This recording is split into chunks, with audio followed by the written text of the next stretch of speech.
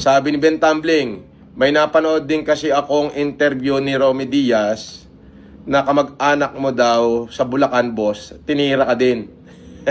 Napanood ko sa FB Reel. Kamag-anak ko sa Bulacan. Kailan pa ako nagkaroon ng kamag-anak doon? Oo. Mga tunaw na yung mga kamag-anak ko doon, mga todas na. Ala, ilang taon na ba ako? 50 na ako. Di yung mga kakilala ko doon, puro mga todas na. Ikaw naman. Kung ang sasabihin mo yung mga kasabayan ko, hindi ako kilala ng mga kasabayan ko na 50 anyos. Bakit? 7 taon lang ako, wala na ako sa Bulacan eh. Oh. Ano yung sasabihin mo na kamag-anak ko yung interview? O, di ba? Paano niyo masasabi yun? Sarah V. Shoutout sa'yo, Sarah V. God bless you. Ito, mga kamag-anak to. Mga kamag-anak talaga to. Siyempre, sa kanila tayo magtatanong. Kaysa naman sa ibang tao tayo magtanong. Kaya ano ba talagang si Norman, dito talaga nakatirahan. Oo. Dito may bahay sila dito. Si Lorenzo. Lorenzo, tawag. Ba't Lorenzo? Yun ang napagano mo. Napag-alala ni Lorenzo. Pero ano ka rin. Oo.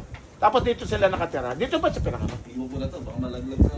Kasi sa birth certificate yan dito. Ay, yung birth certificate niya dito. Ano?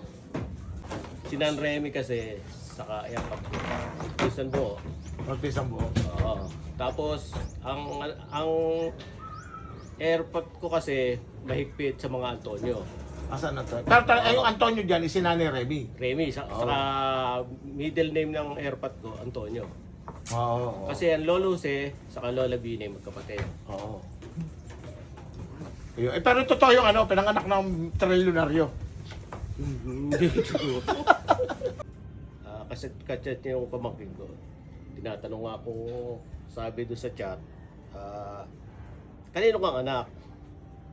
Kay Jay po. Sabi gano'n, yung conversation nila. Sino tatay ni Jay? Ng tatay mo? Jesus saka Ludeng. Ang Jesus, Tanda niya. tito ko yun. Sabi nung Mangusi. Alam mo ba, ang Lolo Jesus mo, ang sabi sa akin, ako raw ang pinakabatarantado sa mga Antonio. Ganun lang nun eh. Yun ang kwento sa chat. Sige, tutulungan kita. Tutulungan daw yung pamangkin ko. Nung pandemic. Tapos nabalitaan lang nga nila Mayor Patrick na, kamag-anak ko pala si gano'n. No? Kapi, isang buo ka ako. Pinatunayan naman itong ka. Dahil nga alam naman itong ka na kamag-anak talaga namin yun. Second kasi, Sa Antonio yun. San Antonio. Pero sa Marcos, hindi yung kamag-anak. Marcos. Kasi, siyempre, kamag-anak ko, Antonio, si Nanay Remy. Antonio yan eh. Ang hinahanap namin kamag-anak kayo, sino kamag-anak niya sa Marcos? Si... Yun lang. Di ba? May sense ba? Sasabihin, may in-interview na kamag-anak. Ilang taon na yung in-interview Ben Tumbling? May 50 anyos na ba?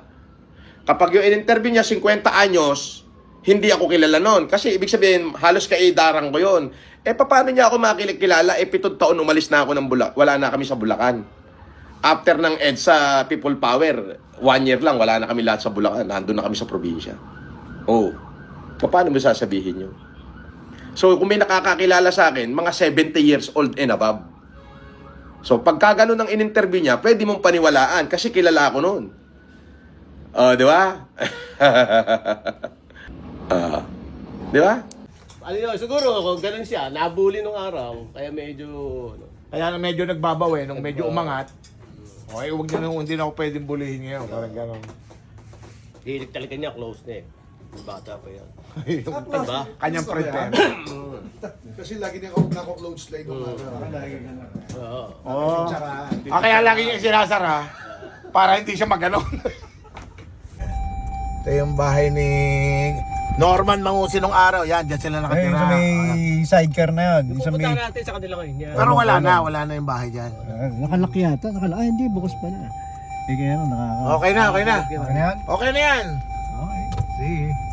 Na, Ito yung barangay Bangbang. O yun. Kasi wala na yung bahay. Dito natin nakatirek yun. So dito yung kanyang mga kaibigan, kalaro, kamag-anak, pinsan.